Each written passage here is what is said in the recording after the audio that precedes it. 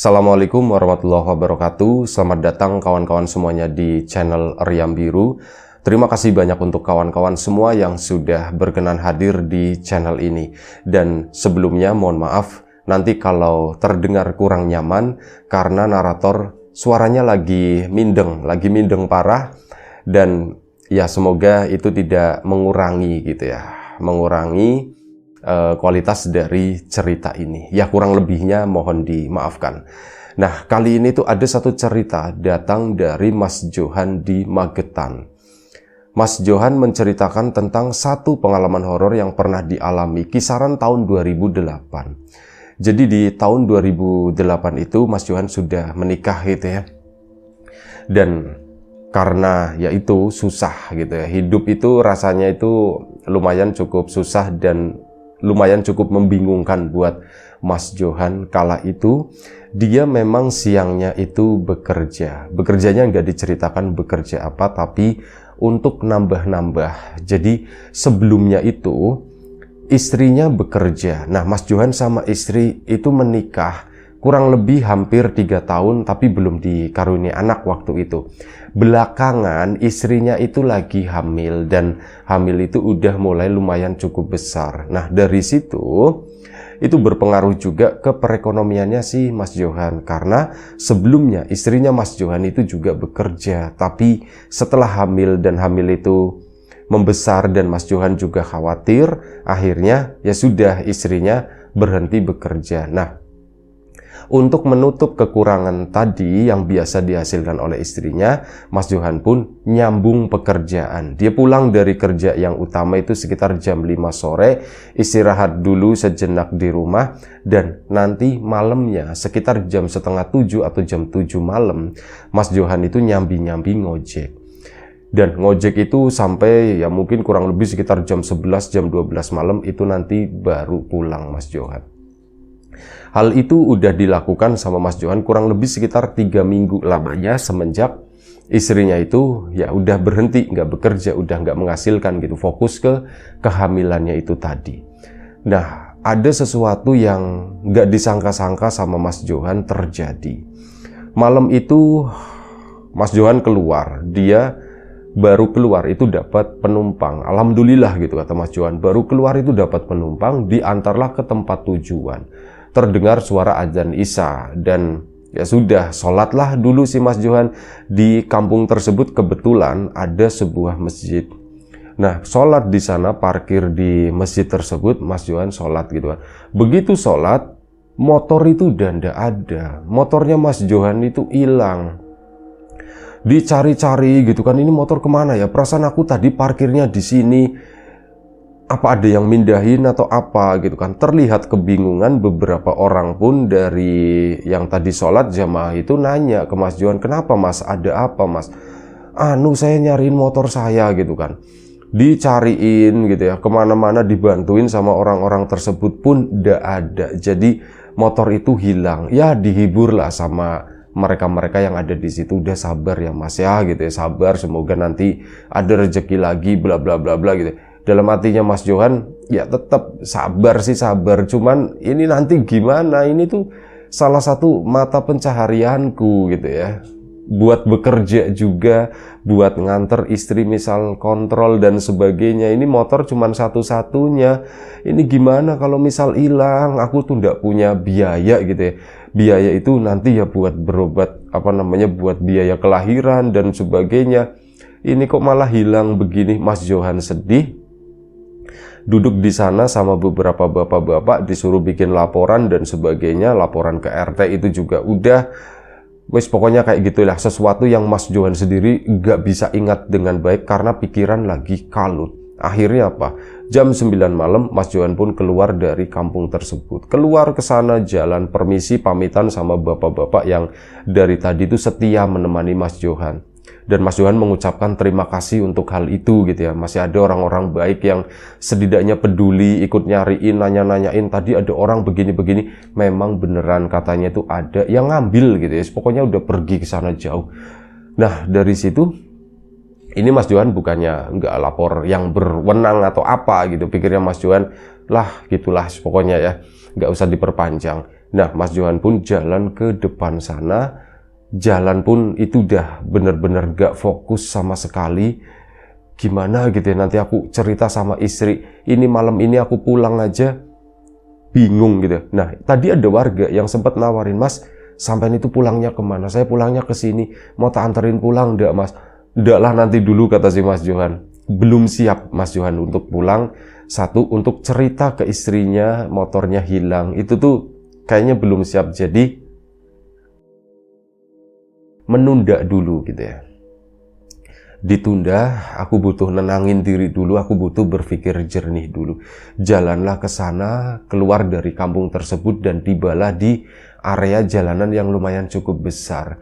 Di situ Mas Johan menghindari daerah-daerah yang lumayan cukup terang gitu ya, karena itu akan memancing perhatian orang. Mas Johan itu tidak suka dilihatin sama orang, jadi dia itu nyari tempat yang memang agak lumayan cukup sepi.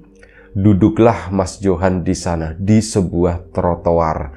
Nah, trotoar itu di bagian belakangnya itu tidak tahu ada bangunan, entah balai desa, entah kantor kecamatan, entah apa, itu tidak tahu. Pokoknya bangunan kayak bangunan pemerintah lah begitu ya.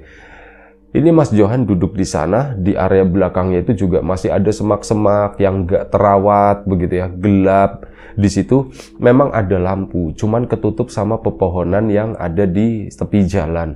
Jadi lampu itu gak menyorot langsung. Dia pun duduk di situ, bengong sendiri, kepikiran, mana ya ini ya gitu ya, mana motorku gitu ya, semoga bisa ketemu lagi. Nangis di situ Mas Johan sendirian.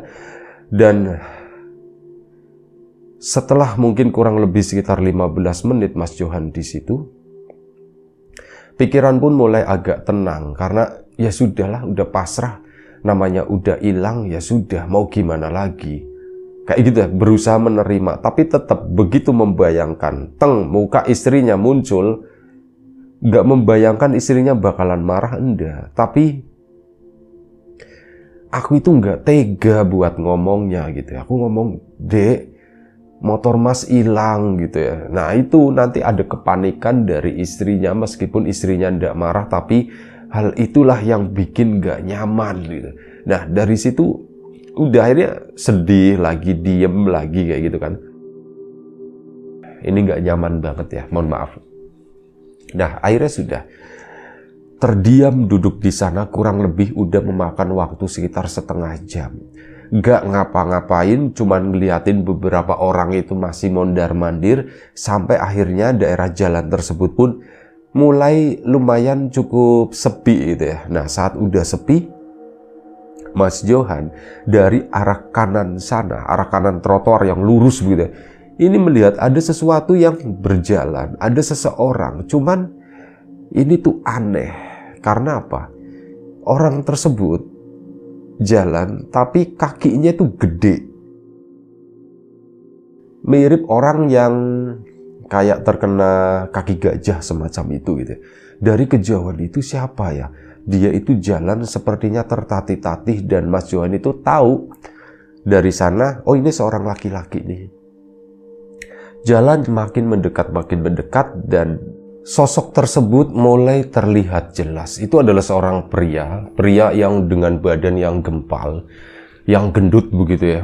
Jalan makin mendekat ke sana, yaitu tadi kondisinya itu miris. Kaki sebelah kanannya itu gede banget, dan memang bener itu adalah kaki gajah gitu ya. Kawan-kawan ya mungkin pernah melihat gitu ya, penyakit yang disebabkan konon oleh nyamuk gitu. Nah, ini makin datang, makin dekat ke situ. Duduklah si orang tersebut. Awalnya si Mas Johan itu udah mulai minggir mundur, mau ngasih lewat gitu ya, barangkali orang tersebut mau lewatin dirinya. Ternyata enggak, dia itu duduk di sampingnya Mas Johan di sana. Blek. Begitu tak liatin, kata Mas Johan, itu ternyata orang, ya selain, mohon maaf ya, selain kakinya besar sebelah satu, mukanya itu juga aneh. Mukanya itu kayak bentuknya tuh nggak jelas, nggak dikasih gambaran secara detail.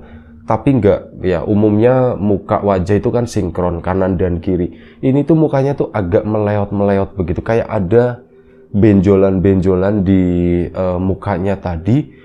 Dan si orang tersebut ngomong sama Mas Johan, "Sampean kenapa Mas?" ditanya sama si orang itu.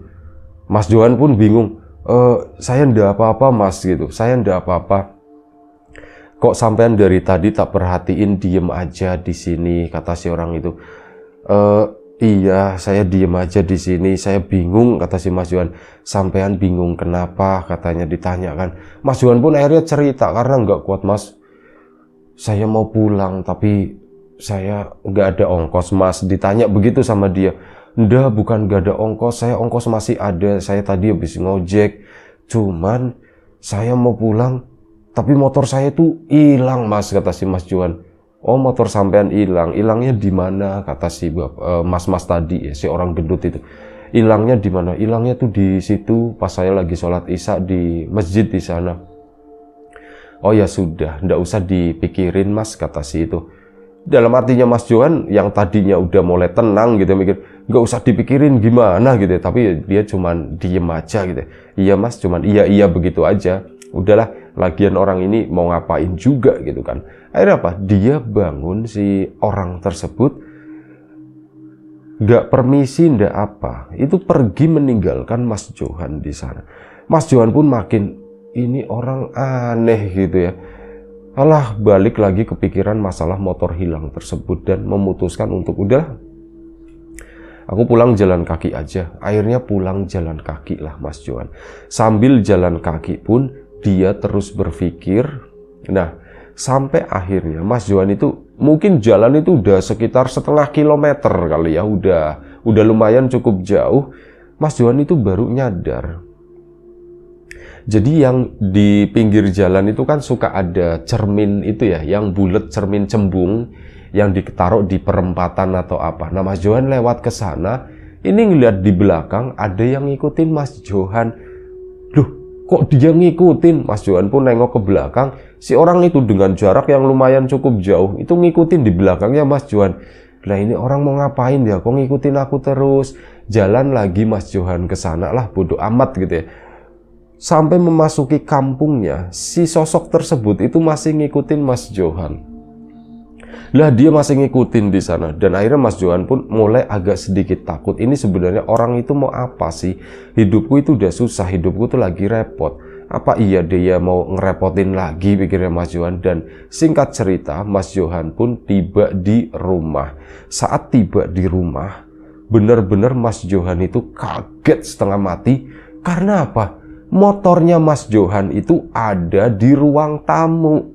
Ini benar-benar nggak masuk akal. Begitu masuk ke sana, rumah yang kecil gitu ya, rumahnya Mas Johan, diketoklah sama istrinya.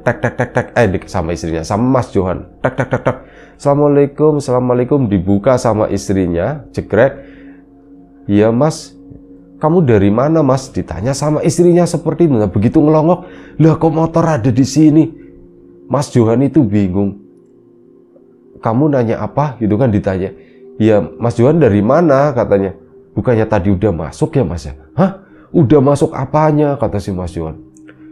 Ya istrinya bingung kan. Nah, Mas Johan itu nengok ke arah belakang. Sosok itu udah ndak ada. Mas Johan masuk ke sana dengan bingung. Aku tuh mau mulai gimana? Motor itu dipegangin. Mas, kenapa Mas, motornya kenapa? Ditanya sama istrinya gitu kan.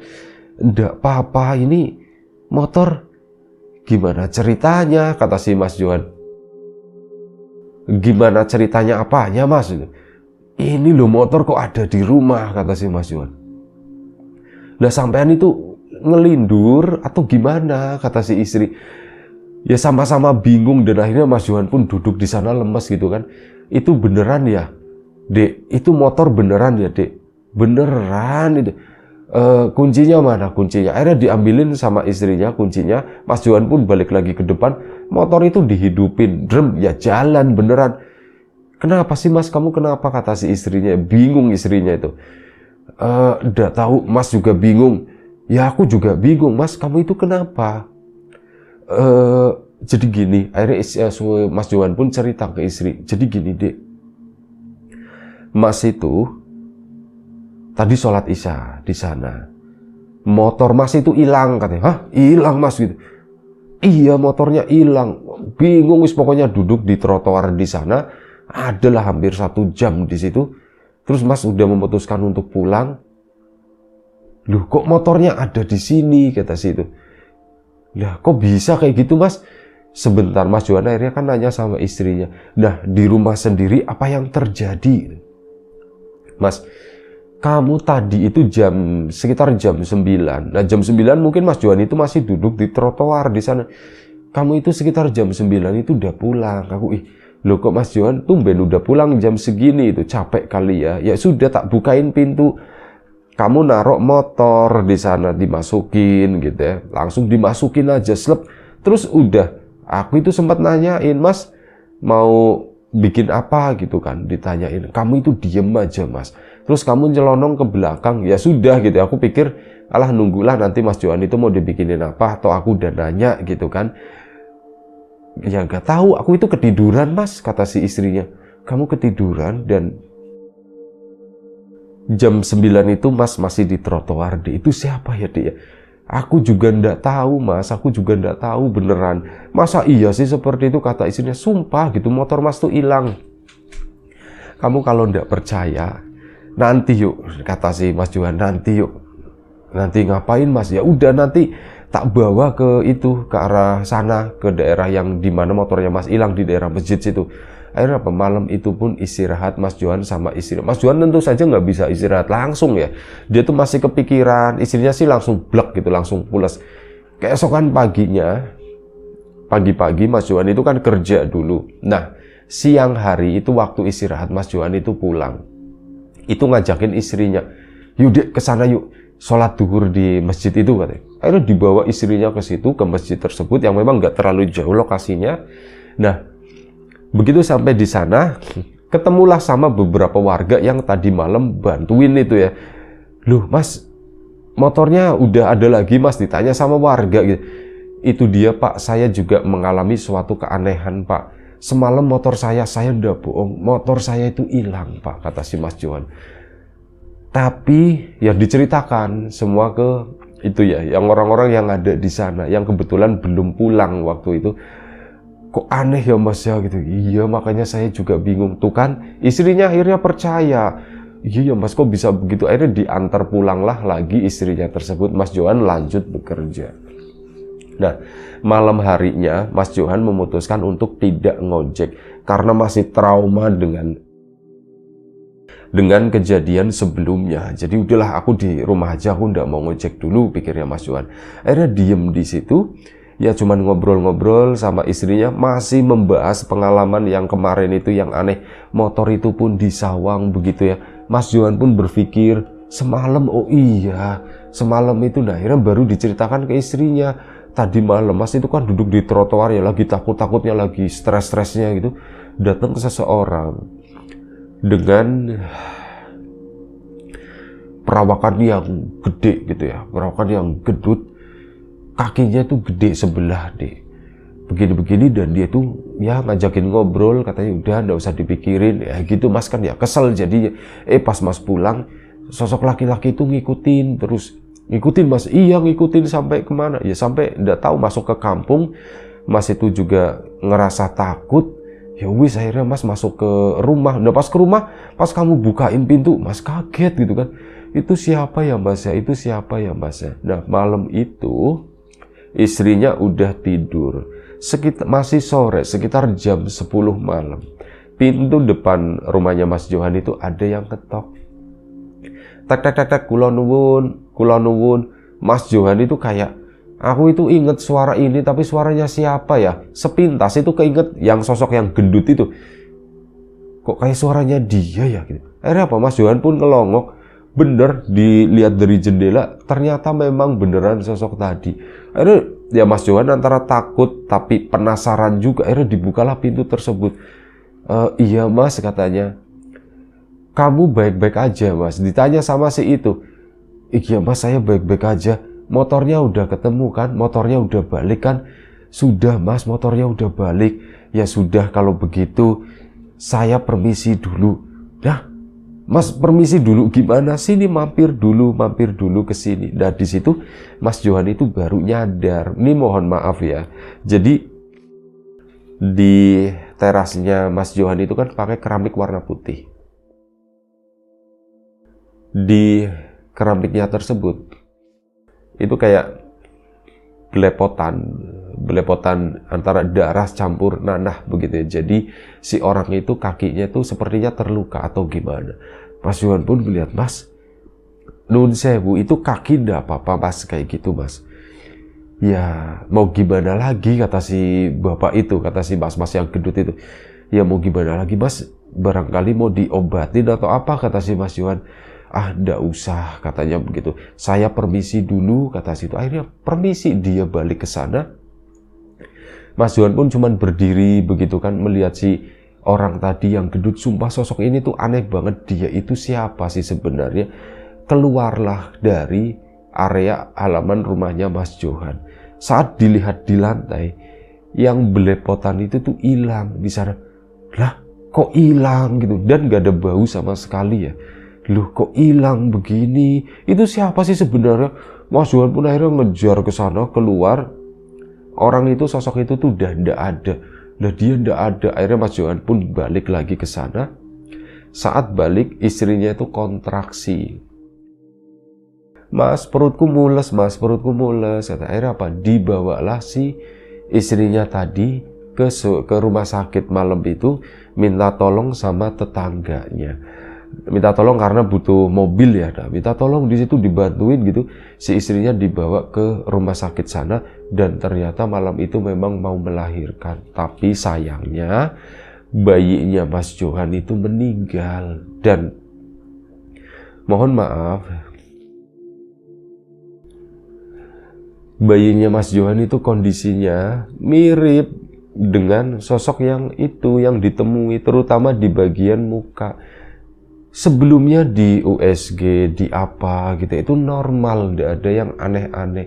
Tapi begitu keluar, ini mohon maaf, di bagian mukanya itu menghitam dan benjol ke samping. Mirip, Mas Johan itu langsung ngeh, loh kok mirip dengan sosok pria itu. Cuman kakinya sih nggak besar gitu, kakinya normal. Kok mirip dengan ini ya, dengan yang pria misterius itu. Dipikir-pikir sama Mas Johan, tentu saja Mas Johan sedih, istrinya juga sedih gitu ya. Dan ya singkat cerita aja, mereka pun sudah kembali ke rumah sana, masih membawa kesedihan tersebut. Tapi ya mereka berusaha bangkit, ya sudah deh, enggak apa-apa. Mungkin belum rezeki kita, tapi dalam batinnya Mas Johan sebenarnya merasa hal ini tuh ada hubungannya dengan sosok yang itu, sosok pria itu. Mas Johan pun malam itu ngojek ya, akhirnya berangkat ngojek lagi. Dan tujuannya itu sebenarnya selain ngojek, aku mau nyari orang itu tuh siapa. Bahkan sampai nanya-nanya ke beberapa warga ya, terutama yang ada di trotoar sana. Ini Mas, Pak, nun sewu, saya tuh lagi nyari orang, badannya tuh begini. Itu dibilangnya nggak ada satu orang pun yang kenal di situ.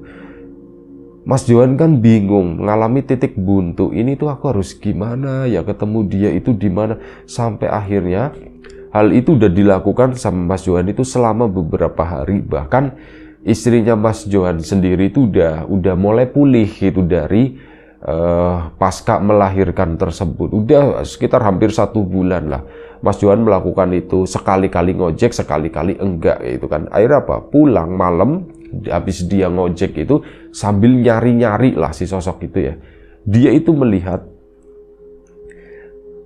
di kampungnya, ini jalanan menuju masuk ke dalam kampungnya tersebut. Mas Johan melihat sosok pria tersebut lagi jalan tertatih-tatih gitu ya, nyeret-nyeret kakinya yang besar itu.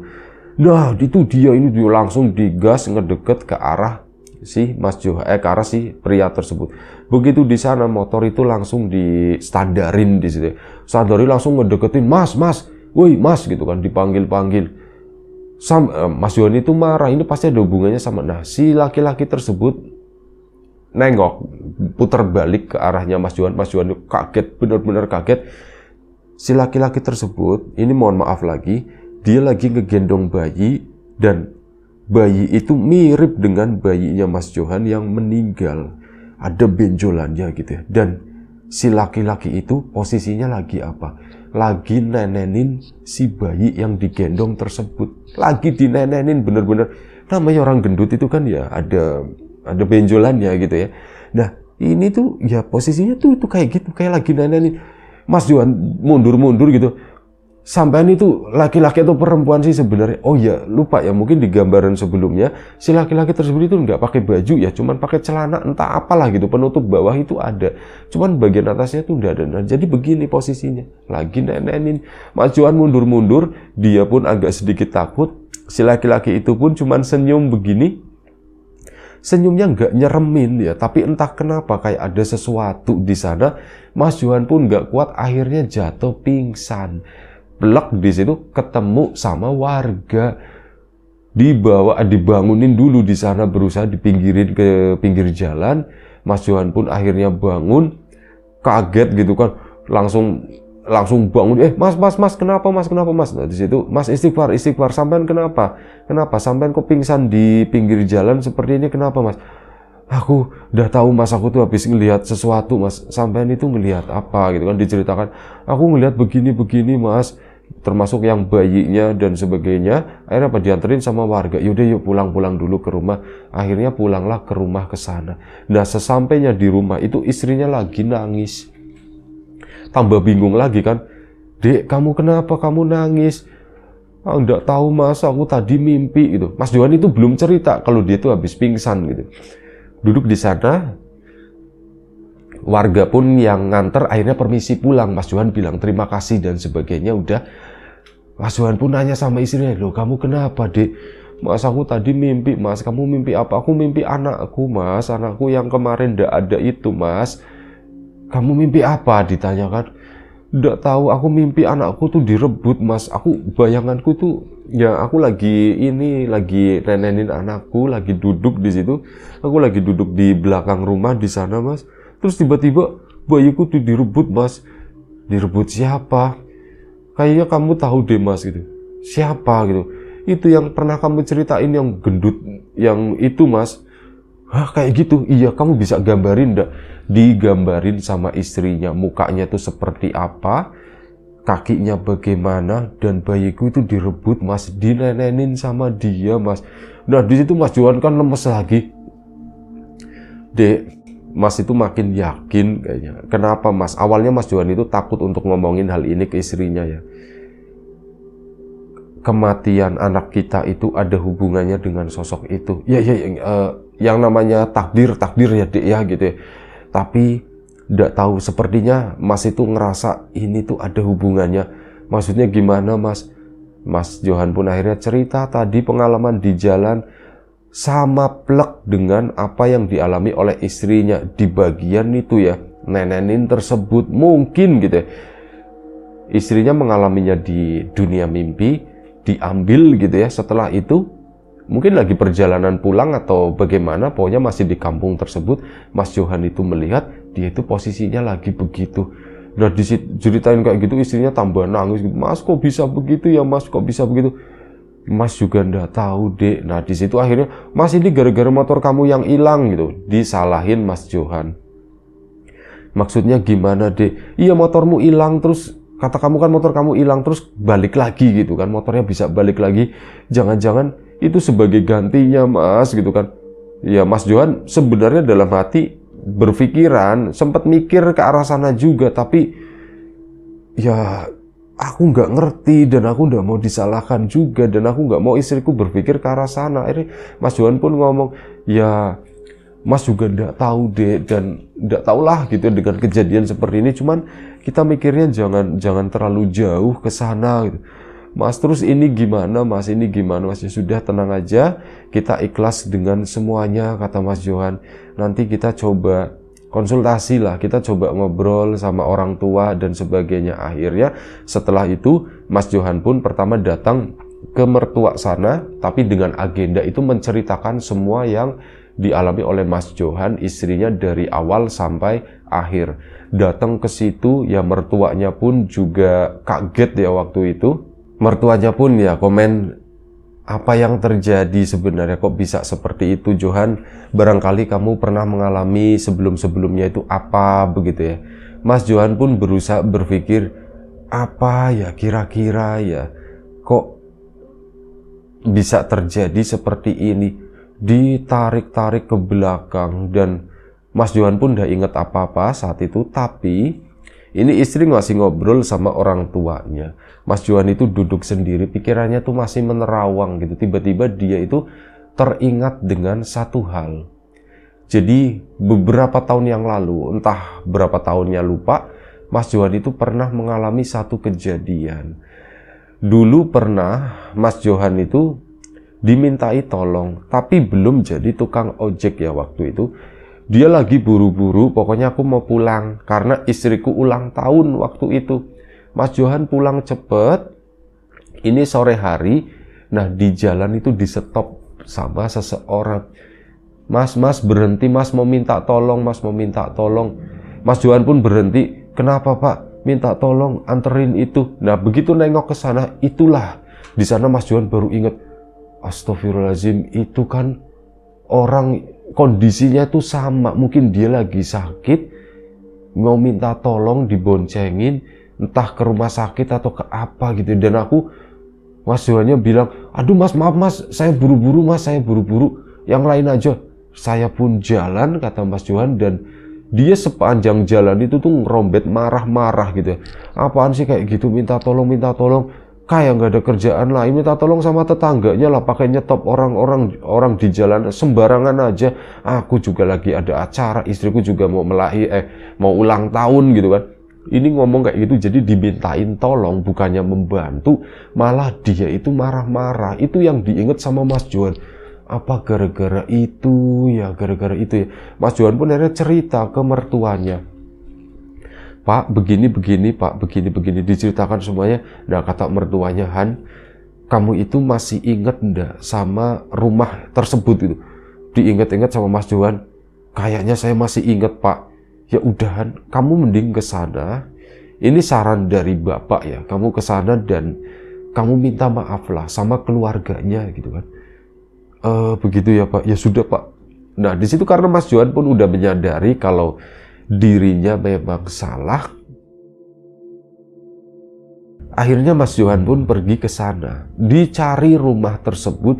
Dulu itu waktu itu aku kalau nggak salah dari sini mau ke sini, ditelusuri gitu ya, dan akhirnya ketemu. Setelah nanya-nanya sama beberapa warga di sana, Mas ada begini. Ah itu udah meninggal Mas, orang itu udah meninggal gitu. Ya sudah, rumahnya di mana gitu. Akhirnya ditanya, ketemulah rumahnya tersebut. Ya dia assalamualaikum. Pihak keluarga pun bingung, ini orang siapa? Ini nyari siapa ya Mas ya? Pak, Bu, saya ndak nyari siapa-siapa. Cuman saya kenal sama Woyo katanya. Namanya itu Woyo yang gendut itu. Oh, temannya Woyo. Iya Pak, Bu. Woyonya udah ndak ada Mas, katanya. Ditanya begitu. Oh, iya Bu, mohon maaf Bu, tapi saya perlunya sama Bapak sama Ibu. Bapak sama Ibu orang tuanya Woyo. Betul, kami orang tuanya Woyo. Mas itu pun Johan ke sana dan akhirnya apa? Ngomong, Pak Bu, dulu itu saya pernah, nah waktu itu ada seorang pria lagi keluar. Mas Johan tahu ini pria yang nyetop gitu kan. Tapi pria itu lupa mungkin sama Mas Johan gitu ya. Dan akhirnya apa? Diceritakan ulang dulu kejadian tersebut. Si pria itu pun baru ingat, tapi ya pria itu ndak marah, ndak apa gitu ya. Ya, saya minta maaf, kata si Mas Johan. Hari itu bener-bener saya tuh ndak sengaja. Karena lagi buru-buru, istri saya tuh mau ulang tahun, kata si Mas Johan. Jadi mohon maaf banget. Dan hari itu diceritakan. Nah, diceritakan itu, ceritanya tuh begini. Si Woyo yang kondisinya memang gendut dan kakinya besar itu, dia memang dalam kondisi kritis. Nafasnya itu sesak waktu itu dan butuh secepatnya dibawa ke rumah sakit. Adanya Mas Johan yang lewat dari keluarga itu, keluarga yang kurang mampu, tidak punya sepeda motor sama sekali, tidak tahu dengan kondisi tetangganya ya. Tapi kondisinya memang kayak gitu. Ada Mas Johan di stop, Mas Johannya tidak mau, akhirnya naik becak lah. Dibawa ke becak sana, diantarin sama tukang becak. Nah, ya namanya tukang becak gitu kan, itu kan berat satu, dan tukang becaknya itu kecil badannya, bawa badan Woyok yang mungkin 100 kilogram lebih itu kan rasanya berat banget. Pihak keluarga menyusul gitu di belakangnya di sana. Nah, pada satu tikungan di situ, si tukang becak itu karena nggak kuat menahan gitu, karena nggak kuat menahan, akhirnya becaknya pun oleng, nggak seimbang, masuklah ke got. Nah, saat masuk ke got tersebut, ini mohon maaf ya, si Woyok lehernya ini kena sudut dari got itu yang tajam gitu, sudutnya 90 derajat gitu. Nah, ini blek begitu kena bagian lehernya. Di sana Woyok nggak bisa bernafas dan akhirnya Woyok pun meninggal di tempat tersebut. Ya, tukang becaknya ya nggak mau disalahkan atau apa gitu ya. Keluarga juga udah ngerti lah, memang nggak sengaja begini, saya juga nggak kuat gitu. Ini udah berat banget. Tukang becaknya juga sebelumnya itu udah ngomong, aduh ini berat banget begini, aduh. Dan ternyata memang terjadi semacam itu. Ya, kami pun nggak menyalahkan. Kalau seandainya dulu pakai motor, mungkin udah sampai rumah sakit kalian nggak mengalami itu, kami nggak mengarah ke sana, kata keluarganya Woyok tersebut. Mas Johan pun ya merasa bersalah gitu ya, dan kenapa gitu kan ditanya. Akhirnya apa? Ceritalah sama orang tuanya Mas Johan begini, sama orang tuanya Woyok ya. Diceritain semuanya. Nah, disitulah baru orang tuanya Woyok itu marah. Mas, sampean jangan begitu dong ngomongnya, jangan berpikir kalau itu anak saya, katanya begitu. Loh, iya Bu, mohon maaf Bu, saya juga mohon maaf. Itu tuh bukan anak saya Mas, itu pasti sesuatu yang lain. Tapi kebetulan ya nyambungin, kata situ ya, nyambungin supaya ya ada hubungannya sama anak saya. Kebetulan sampean memang ada hubungan dalam cerita ini gitu. Tapi ya janganlah Mas lah, jangan beranggapan kalau itu Woyok anak saya, kata. Iya Bu, baik Bu. Makanya saya sebenarnya kesini, kalaupun itu saya setuju nggak ada hubungannya, tapi kalaupun ada hubungannya, saya tuh mau minta maaf secara pribadi. Oh itu Mas, iya, ini sudah Mas, tak maafin semuanya udah tak maafin gitu ya. Akhirnya apa, sudah hari itu dimaafkan. Mas Johan pun ya senang. Selanjutnya istrinya dibawa ke situ, jadi kenal gitu sama keluarganya si Woyok tersebut. Dan alhamdulillahnya setelah itu gangguan-gangguan yang dialami oleh Mas Johan dan istrinya itu benar-benar langsung hilang sama sekali. Gak ada ya teror-teror baik mimpi atau apapun itu yang berhubungan dengan sosok yang mirip dengan Woyok tersebut. Ini benar-benar udah gak ada sama sekali. Dan kehidupannya Mas Johan pun benar-benar kayak memulai dari nol segala sesuatunya. Dan mengenai motornya yang hilang tiba-tiba di rumah, itu pun Mas Johan sampai sekarang itu nggak tahu gimana ceritanya gitu. Saat ngobrol sama istri, yes pokoknya nggak nyambung lah, aneh lah gitu ya. Otakku itu nggak mampu nyernya hal-hal semacam itu, pikirnya Mas Johan. Beneran aku nggak ngerti. Bahkan cerita ke keluarganya Mas Woyok pun ya sama seperti itu. Mereka pun nggak ada jawaban, nggak ada inilah, nggak ada apapun, nggak ada pendapat. Ya itu aja satu cerita dari Mas Johan. Mohon maaf kalau membawakannya itu begini agak-agak mindeng, ngomong aja susah ternyata gitu. Mohon maaf ya kawan-kawan, tetap harap maklum, semoga kawan-kawan tetap terhibur dengan cerita ini.